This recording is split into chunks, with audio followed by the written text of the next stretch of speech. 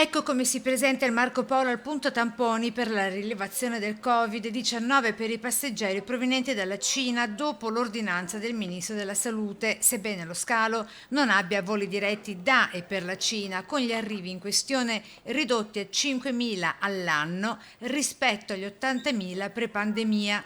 Di seguito l'impatto a Venezia come a Treviso, considerati nello specifico i vettori low cost che vi operano.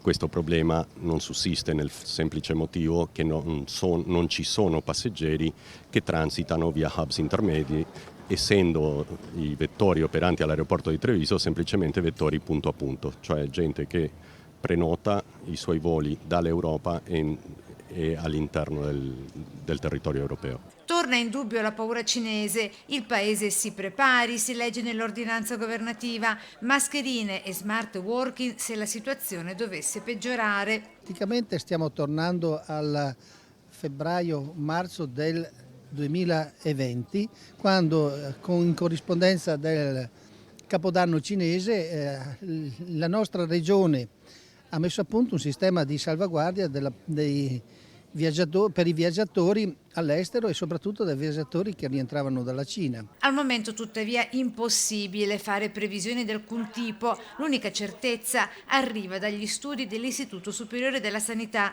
Rileva come ad oggi la quasi totalità dei casi di Covid sia dovuta alla variante Omicron, che costituisce il 99,95% dei sequenziamenti depositati. Il restante 0,05% è da attribuire a ricombinanti Delta Omicron.